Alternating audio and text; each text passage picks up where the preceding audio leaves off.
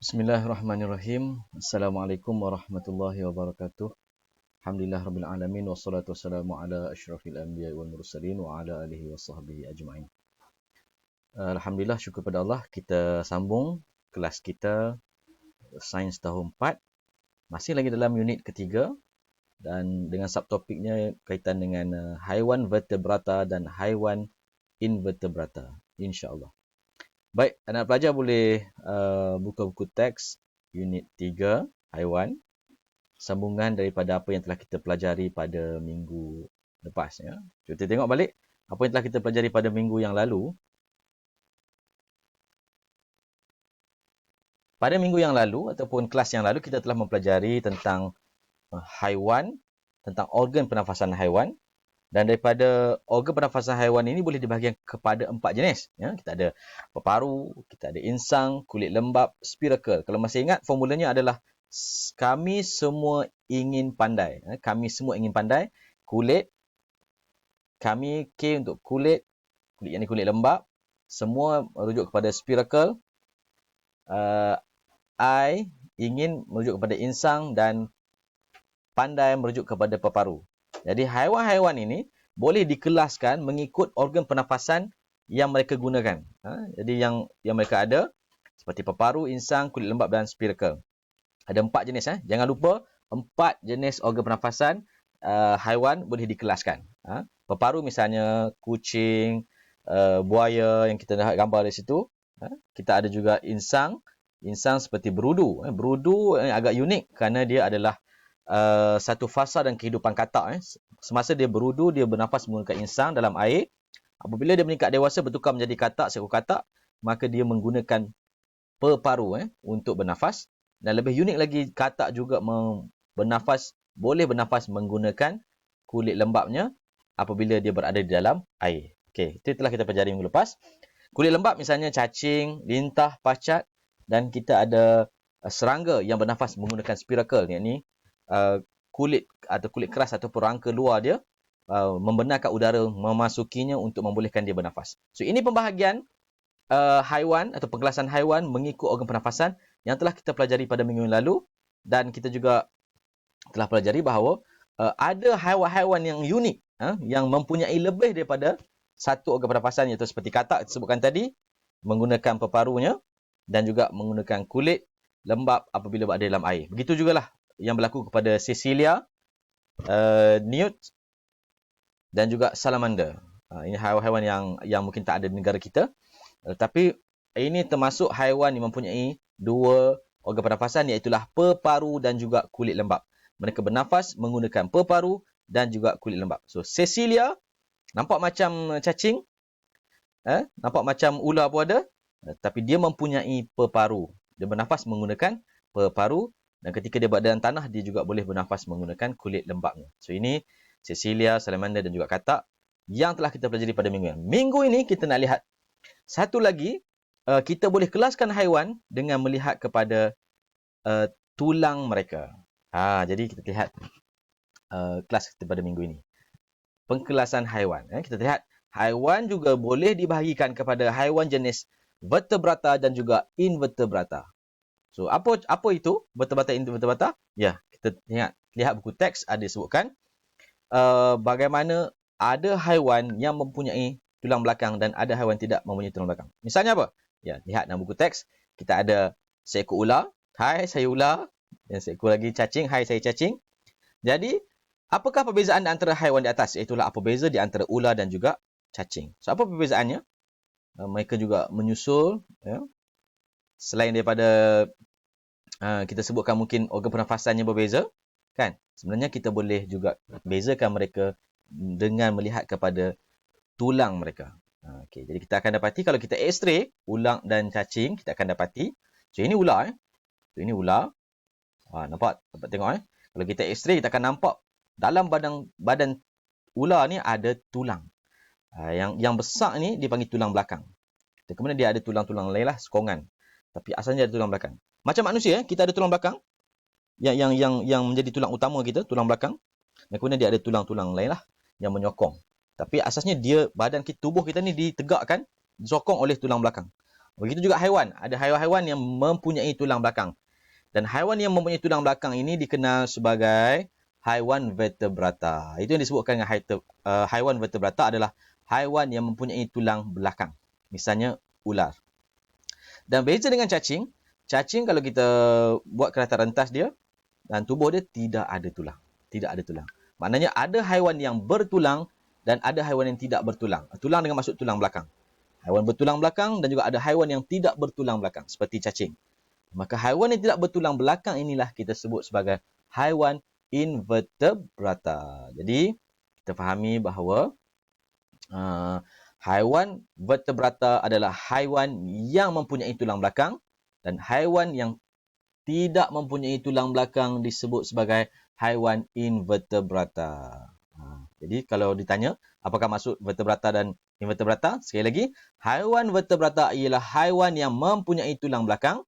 Contohnya kuda dan ikan. Manakala haiwan invertebrata ialah haiwan yang tidak mempunyai tulang belakang seperti lipas, cacing dan kebanyakan serangga. Ni tengok ni. Ular ni dia ada tulang belakang, cacing tidak tulang. Ini membezakan mereka. So kita boleh buat kesimpulan bahawa haiwan selain daripada dikelaskan mengikut organ pernafasannya, kan, boleh juga dikelaskan mengikut tulang belakangnya. Jadi haiwan itu dibagi kepada dua. Yang bertulang belakang disebut sebagai vertebrata. Ulang dengan cikgu. Vertebrata. Dan juga yang tidak bertulang belakang disebut sebagai invertebrata. Tambahan kepada perkataan in saja. Invertebrata tidak bertulang belakang. Vertebrata itu dengan maksud bertulang belakang. Boleh faham setakat ni? So, kita boleh bahagikan haiwan ni. Dalam banyak-banyak jenis haiwan dalam dunia ni, kita boleh asingkan juga buat kelaskan dia mengikut jenis sama ada dia bertulang belakang ataupun tidak. Minggu lepas kita belajar, kita cuba kelaskan mereka mengikut cara mereka bernafas. Sama ada menggunakan paru-paru, insang, spirakel ataupun kulit lembap. Minggu ini pula kita belajar bahawa haiwan boleh dikelaskan mengikut jenis sama ada mereka bertulang belakang ataupun tidak. Baik, cuba kita lihat haiwan vertebrata, iaitu haiwan bertulang belakang. Apa contohnya? Contohnya dalam buku teks disebut kuda. Kuda, kita ada kuda, kita ada burung, kita ada ikan, nampak? Yang merah ni adalah tulang belakang. Ini tulang yang menjadi sokongan utama kepada bentuk haiwan itu. Yang membolehkan haiwan itu mengekalkan bentuknya, membolehkan dia berdiri adalah tulang belakang. Itu yang sebagai struktur utama yang menyokong tubuhnya. Okey. Macam manusia lah. Bila tulang belakang kita patah, kita boleh lumpuh, tak boleh berdiri. So, itulah fungsi tulang belakang yang ada pada haiwan. Yang mempunyai haiwan ni, yang ada tulang belakang ni dikenal sebagai haiwan vertebrata. Sekali lagi, vertebrata. So, misalnya, contohnya adalah katak dan juga kura-kura. So, kura-kura kita nampak macam dia lembut je, dia ada cengkerang. Rupanya kalau kita buang cengkerang tu, dalam tubuh dia, kalau kita belah tubuh dia, dia juga mempunyai tulang sebenarnya. Tulang. Jadi, kura-kura nampak macam lemah, tapi jangan risau. Dia ada tulang belakang. Barangkali dengan tulang itulah dia boleh mengangkat cengkerangnya yang berat itu. Itu. Baik. Cuba fikirkan contoh yang lain. Yang ada di sekitar kita, di rumah kita. Misalnya apa? Mungkin ada yang membela kucing. Kucing vertebrata atau invertebrata. Kita boleh lihat. Kalau kita x-ray kucing, inilah gambarannya. Jadi itu jelas menunjukkan ada tulang belakang. Tulang belakang. Kebanyakan haiwan yang kalau bernafas menggunakan peparu, dia akan ada tulang belakang. Kerana tulang belakang inilah yang akan menyokong tubuhnya untuk memastikan peparu dia tak terhimpit. Jadi dia ada tulang belakang, dia ada tulang-tulang lain macam manusia. Tulang belakang dia ada tulang rusuk ni yang akan menyokong dan melindungi paru-paru. Jadi kebanyakan haiwan, dan memanglah haiwan berparu-paru ni ialah haiwan yang mempunyai tulang belakang. Okey. Itu yang kedua ialah cicak lah. Ini biasa. Kalau biasa kita jumpa cicak terkepit di pintu, di tingkap kan. Lama-lama kering, lepas semut makan, kita akan jumpa tulang. So, itu jelas menunjukkan bahawa dia mempunyai tulang belakang. Ini cicak, tulang belakang. So, keluarga cicak, apa lagi? Macam biawak. Seumpamanya itu semua mempunyai tulang belakang. Di rumah kita mungkin ada tupai. Tupai juga haiwan vertebrata, mempunyai tulang belakang. Yang ini agak unik. Ini apa? Dia kata, saya ular pun bukan, cacing pun bukan. Nampak macam cacing. Tapi, ada tulang belakang. Macam ular, tapi bukan ular. Haiwan ini yang dinamakan sebagai Sisilia. Yang kita sebutkan tadi. Yang mempunyai dua organ pernafasan, iaitu mempunyai paru-paru dan juga boleh bernafas menggunakan kulit lembapnya. So, Cecilia tadi, dia ada 2 organ pernafasan. Dalam masa yang sama, dia juga boleh dikategorikan sebagai haiwan vertebrata, iaitu mempunyai tulang belakang. Ini gambarannya. Kalau kita X-ray, kita akan dapati dia mempunyai tulang belakang. So, Cecilia adalah haiwan vertebrata. Ingat tu? Cecilia haiwan vertebrata. Jangan ingat dia cacing pula. Cacing tak ada tulang. Bukan. Dia haiwan yang unik, haiwan yang rare, tengah-tengah di antara cacing dan juga ular. Tapi dia ada tulang belakang. Sebab dia ada paru-paru.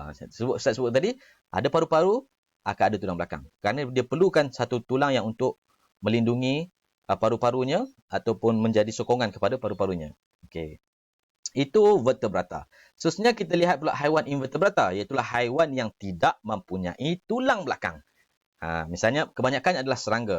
Kumpulan haiwan ini, kebanyakan adalah haiwan yang paling banyak dalam dunia lah. Serangga. So, misalnya kita ada belalang, cacing, udang yang duduk di dalam laut, lebah, nyamuk. Ini memang tidak ada tulang belakang. Mereka disokong oleh kulit luar. Badan mereka mendapat sokongan di rangka kulit luar. Itu yang menyokong badan dia. Tapi tidak melalui tulang yang bersifat dalaman. Macam haiwan tadi, dia struktur badannya disokong oleh tulang dalaman. Tapi haiwan-haiwan seperti serangga ini, dia mempunyai sokongan daripada luar. Kulitnya. Okey. Cuba fikirkan contoh yang lain. Adik ni kata, cuba fikirkan contoh yang lain. Apa lagi? Di sekeliling kita. Ya, serangga seperti kalajengking. Kalau kita scan dia, kita X-ray, seperti inilah kita akan nampak. Tidak ada tulang belakang. Dia hanya ada sokongan kulit luar. Ini apa? Ini adalah lipan. Dan ini adalah serangga. Ini gambar yang Ustaz ambil sendiri di rumah Ustaz ni. Haiwan ni. Tak tahu nama dia apa. Tapi dia bila dia mati, dia tinggalkan kelongsong ni je. Atau mungkin dia keluar, dia bertukar menjadi haiwan lain. Kan, ini adalah kelongsong yang dia tinggal ataupun sarung yang dia tinggal.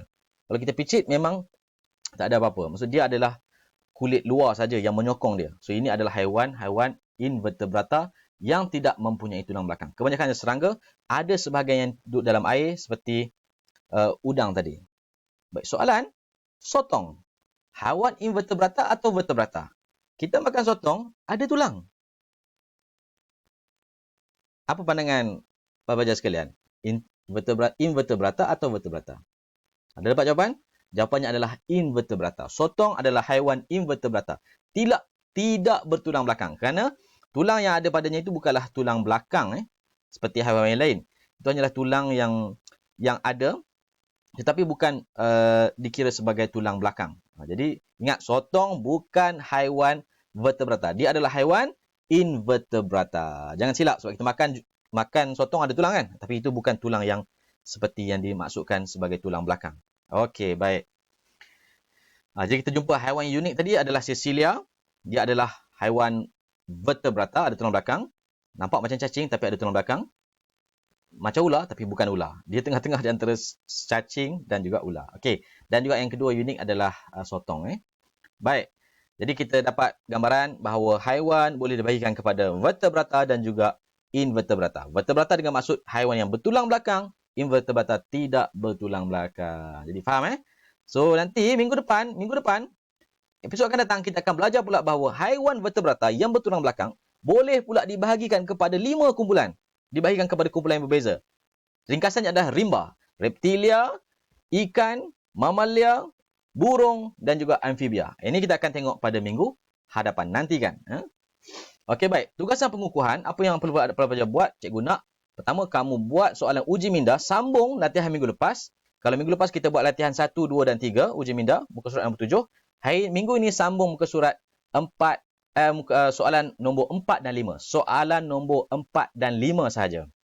Tulis jawapan dalam buku tulis, ambil gambar, upload dalam Google Form. Seperti biasa. Okay? Yang menghantar dikira hadir kelas. Walaupun kamu ikuti kelas offline ni, tapi kalau kamu tak hantar tugasan, kamu dianggap tidak hadir. Jadi pastikan buat tugasan, snap gambar, masuk dalam Google Form. Okay? Itu sahaja untuk minggu ini. Kita jumpa lagi minggu hadapan. Tak faham boleh WhatsApp cikgu, tanya apa yang kamu tak faham. Okay?